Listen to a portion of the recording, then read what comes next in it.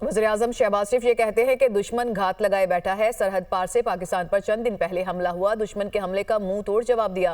बलूचिस्तान में पाकिस्तान के खिलाफ साजिशें तैयार की जाती हैं। फितना और खारिज के मुकम्मल खात्मे का वक्त आ चुका है। जबकि दुश्मन जो है वो घात लगाए बैठा है।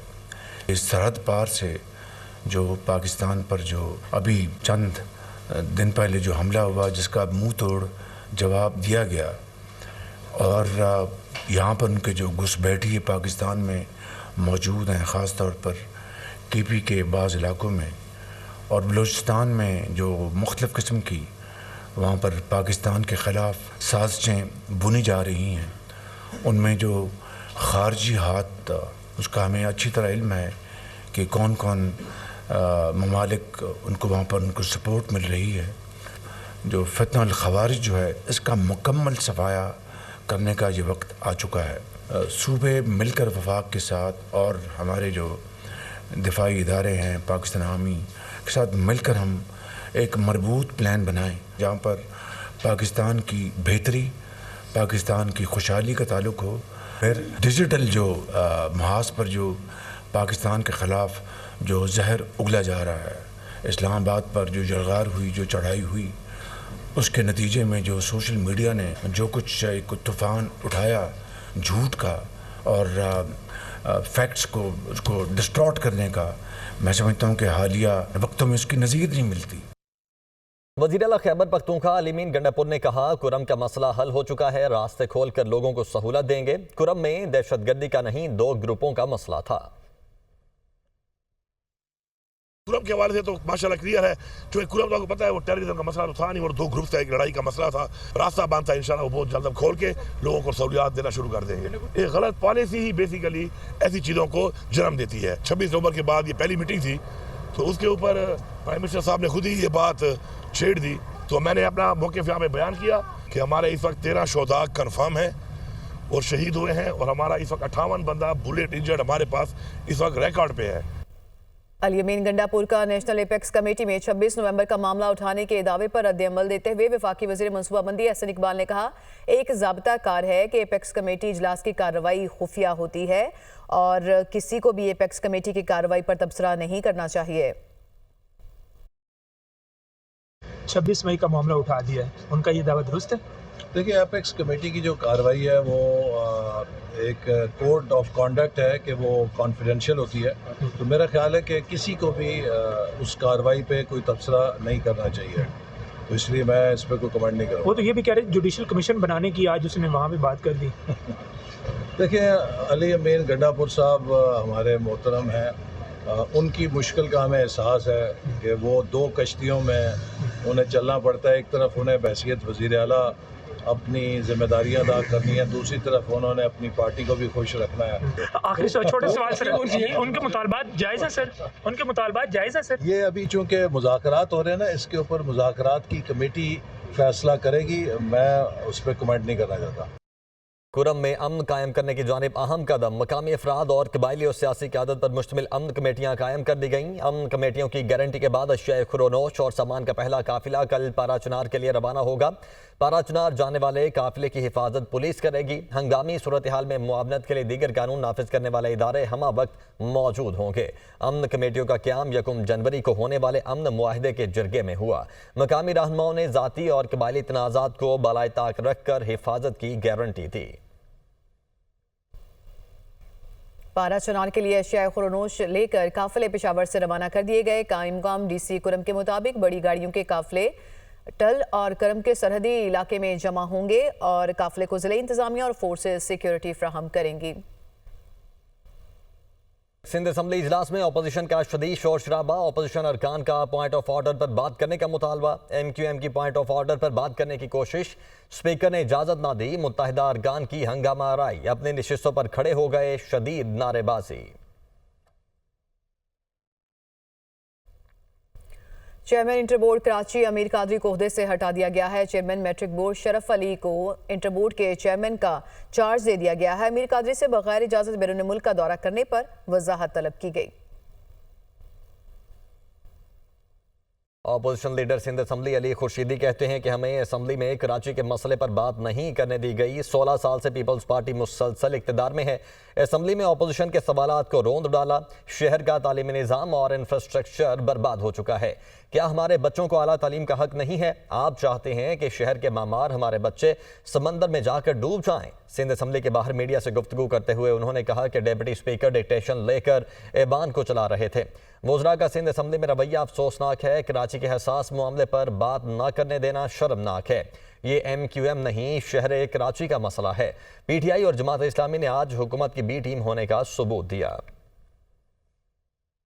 महमूद अचकज़ई ने तजवीज़ दी कि अफगान मसले पर तमाम हमसाया ममालिक की कॉन्फ्रेंस बुलाई जाए। हुक्मरानों को पाकिस्तान के हालात का अंदाज़ा नहीं, कई मामलात पर तमाम इदारों की गोल मेज़ कॉन्फ्रेंस बुलाई जाए।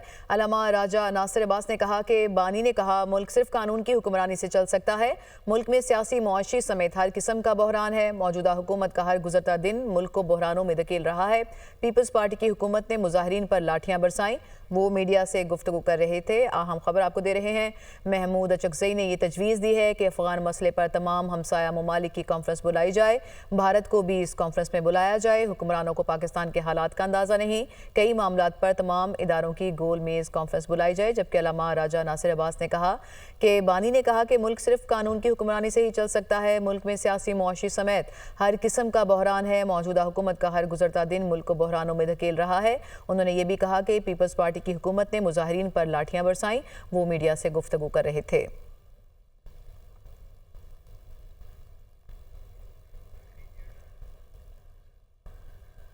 पाकिस्तान मुस्लिम लीग नून की मरकजी सेक्रेटरी इतलात और पंजाब की सीनियर सूबाई वजीर मरियम औरंगजेब का महमूद अचकज़ई के बयान पर अफसोस का इजहार। महमूद अचकज़ई साहब जैसे सीनियर और काबिल एहतराम सियासतदान से ऐसी खिलाफ हकीकत गुफ्तगू की तवक्को नहीं थी।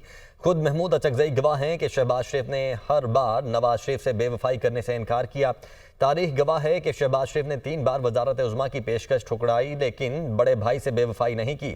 शहबाज शरीफ न सिर्फ अपने भाई के साथ हर तूफान में डट कर खड़े रहे, बल्कि हमेशा उनके साथ जेल भी गए, बदतरीन सोबतें बर्दाश्त की। शरीफ खानदान की रिश्तों के एहतराम और वफा की इक़दार को निभाने की रिवायत दुनिया के लिए मिसाल है।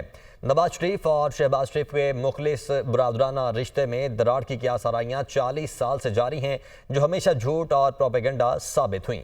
सियासी मंजरनामे में शहबाज शरीफ वो वाहिद मिसाल हैं जिन्होंने वज़ीर आज़म की कुर्सी पर भाई की वफादारी को तरजीह दी और इखलास के इम्तिहान में हमेशा खरे उतरे। सूबों में दीनी मदारिस रजिस्ट्रेशन की कानून साजी का ये मामला है। वज़ीर आज़म शहबाज शरीफ को मौलाना फजल रहमान का फ़ोन। फजल रहमान की वज़ीर आज़म से सूबों में कानून साजी के लिए किरदार अदा करने की दरख्वास्त। वज़ीर आज़म की मौलाना फजल रहमान को कानून साजी के लिए हिमायत की यकीन दहानी। वज़ीर आज़म शहबाज शरीफ ने कहा कि सूबों में कानून साजी के लिए वज़राए आला से राबता करूँगा। सेक्रेटरी इतलात तहरीक इंसाफ शेख वकास अकरम कहते हैं कि बानी ने ओवरसीज़ पाकिस्तानियों के लिए रोशन डिजिटल प्रोग्राम शुरू किया था। सिविल नाफरमानी तहरीक बोगस निज़ाम के खिलाफ है।